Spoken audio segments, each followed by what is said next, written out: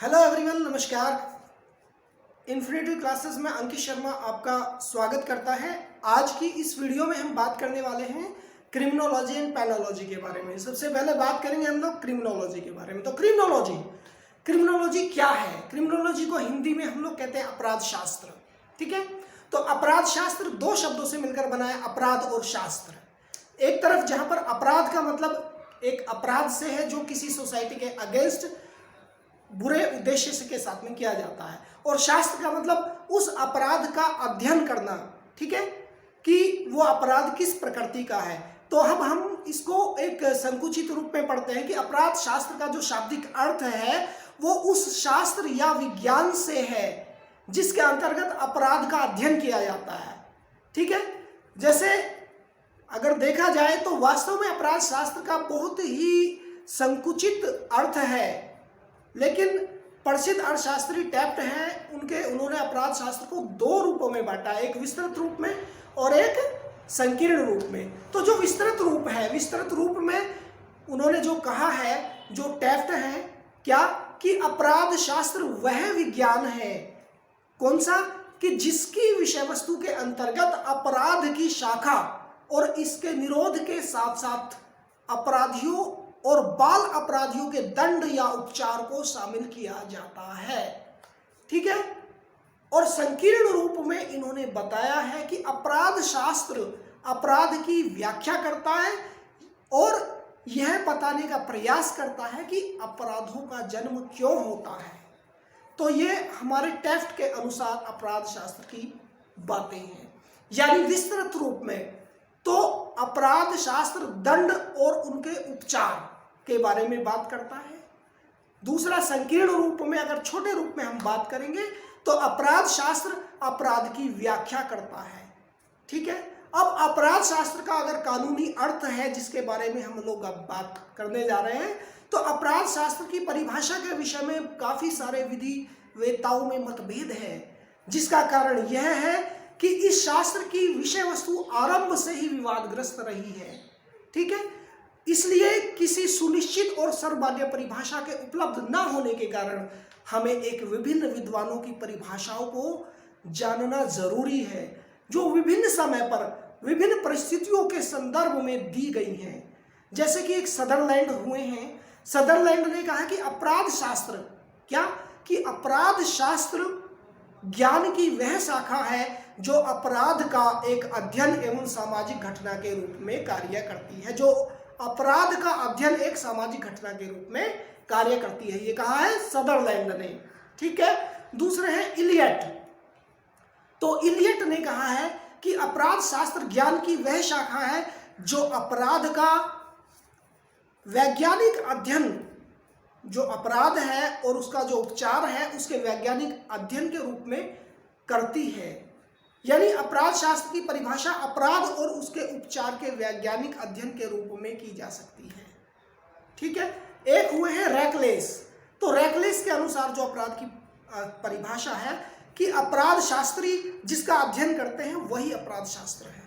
ठीक, तो ये हमारी कुछ एक परिभाषा है। हालांकि बहुत सारे विधिवेत्ता हैं जिन्होंने अपराध शास्त्री और अन्य कई सारी परिभाषाएं दी हैं। ठीक है, अब हम बात करेंगे स्कोप ऑफ क्रिमिनोलॉजी, यानी कि अपराध शास्त्र का जो क्षेत्र है वो क्या है। तो बात करेंगे अपराध शास्त्र का जो क्षेत्र है वो निर्धारित करना बहुत कठिन है, बहुत मुश्किल है, क्योंकि विधिवेत्ताओं ने अन्य विषयों की तरह इस क्षेत्र को भी जो है निर्धारित करने का काफी प्रयास किया है, लेकिन असफल रहे हैं। तो समय और परिस्थिति के अनुसार अपराध शास्त्र का अध्ययन, उसका क्षेत्र बदलता रहता है, क्षेत्र बदल देता है। तो प्राचीन काल में इसका जो क्षेत्र था अपराधों के कारणों और उनके निवारण के उपायों के अध्ययन तक ही सीमित था, लेकिन आज अपराध शास्त्री अपराधों के कारणों का पता लगाने के लिए उनकी तह तक जाकर जड़ को खोजने की कोशिश करते हैं, और अपराधों को दूर करने के लिए अपराध की जड़ को नष्ट करना सबसे प्रथम स्टेप है, सबसे पहला स्टेप है। ठीक है, अभी जैसे डॉक्टर बसंतीलाल बावेल हैं, उन्होंने अपराध, आज के जो अपराध शास्त्र है उसके बारे में कुछ बातें हैं जिनका अध्ययन किया जाता है, उन्होंने बताया है कि इन चीजों का अध्ययन करना बहुत ही जरूरी है। वो कौन कौन से अध्ययन है? First is what is crime, अपराध क्या है, अपराध क्यों किया जाता है, और अपराधी के मन का क्या कारण है, जो अपराधी अपराध करता है उसके मन में उस समय क्या चल रहा होता है, ठीक। और इसमें अपराधी के व्यक्तित्व का अध्ययन भी किया जाता है कि जो अपराधी है उसका जो व्यक्तित्व है वो कैसा है, और अपराधों का जो निवारण है वो कैसे किया जाए, अगर किसी ने कोई अपराध किया है उसका निवारण क्या है। इसमें दंड के साथ साथ सुधारवादी दृष्टिकोण पर भी विशेष बल दिया जाता है। कहने का मतलब ये है, अगर किसी ने कोई अपराध किया है और अपराध इस प्रवृत्ति का है कि उसको पनिशमेंट या दंड के माध्यम से उसको दंड देकर उसको सुधारा जा सकता है। एक अपराधी, वही अपराधी दंड से समाज को एक नई दिशा और दशा देने का प्रयास करता है। और दोस्तों अगली बात, विधि निर्माण की प्रक्रिया।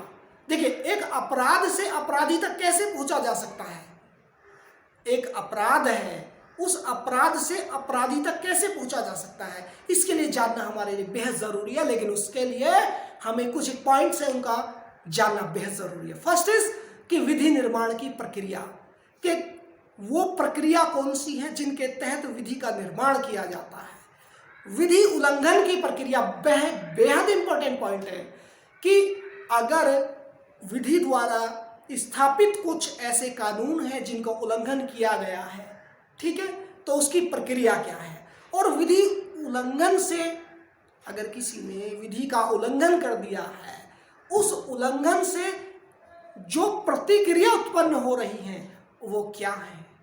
तो ये कुछ एक चीजें थी। अब बात करेंगे हम अपराध शास्त्र के मुख्य विभागों के विषय में। सदरलैंड ने जो अभी बताया है हमने अपराध के बारे में कि अपराध शास्त्र का अध्ययन जो है वो कैसे कैसे किया जाता है, कि अपराध शास्त्र क्या है, क्यों अपराधी बनते हैं, अपराधी के मन का कारण क्या है, इन सब चीजों के आधार पर 3 महत्वपूर्ण भाग डिवाइड किए हैं सदरलैंड ने। सबसे पहला है विधि का समाजशास्त्र, सोशियोलॉजी ऑफ लॉ। तो सोशियोलॉजी ऑफ लॉ की समाज में विधि का समाजशास्त्र का मतलब कि समाज के अंतर्गत, समाज में जो क्राइम है उसमें विधि ने क्या क्या रूल्स बनाए हुए हैं, ठीक है। तो विधि के समाजशास्त्र के अंतर्गत आपराधिक कानूनों के विकास का विश्लेषणात्मक अध्ययन किया जाता है। किसका? आपराधिक कानूनों का, ठीक है, और उनके विकास का अध्ययन। तो ये तो था हमारा प्रथम पॉइंट। अब सेकंड पॉइंट के बारे में हम लोग बात करेंगे। सेकंड पॉइंट है आपराधिक कारण शास्त्र, यानी कि क्रिमिनल एटियोलॉजी। आपराधिक कारण शास्त्र के अंतर्गत उन कारणों का और उन तथ्यों का अध्ययन किया जाता है जो आपराधिक प्रवृत्ति को प्रोत्साहन और जन्म देते हैं। उन कारणों को ढूंढा जाता है कि जिसके कारण अपराध होते हैं। थर्ड इज दंड शास्त्र, यानी कि पेनोलॉजी। जो हमारी पेनोलॉजी होती है उसके अंतर्गत अपराधों को कम करने या उन्हें खत्म करने के लिए एक दंड व्यवस्था बनाई जाती है। दंड शास्त्र के अंतर्गत न केवल शारीरिक, मानसिक और आर्थिक या अन्य प्रकार के दंड शामिल हैं, और इसमें सुधारात्मक पद्धतियां भी शामिल होती हैं जिनका उद्देश्य अपराधियों को सुधार कर अपराध प्रवृत्ति को, जो उनके अंदर अपराध प्रवृत्ति है उनको समाप्त करना होता है, और जो राज्यों के द्वारा अपनाई जाती है। ये राज्यों के द्वारा अपनाई जाती है, जैसे पैरोल पर छोड़ा जाता है ना, और कुछ निलंबित और अनिश्चित सजाएं होती हैं। अब हम बात करेंगे, जो इलियट हैं उन्होंने अपराध शास्त्र का जो सब्जेक्ट मैटर है 4 पार्ट में, 4 तत्व हैं, 4 एसेंशियल एलिमेंट हैं इलियट के द्वारा जो शामिल किए गए हैं।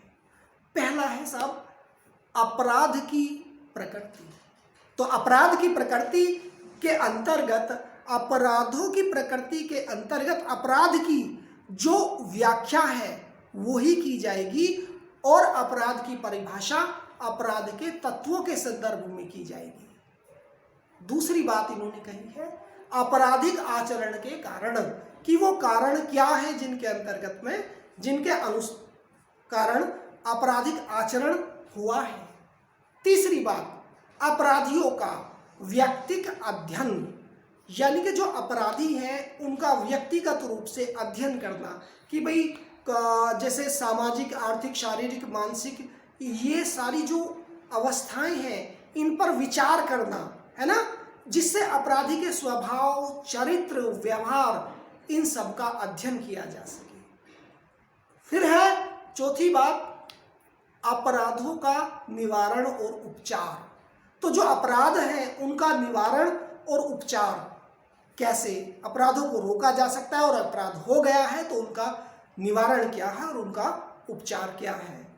ठीक है दोस्तों, तो ये थे हमारे आज के वीडियो में अपराध शास्त्र।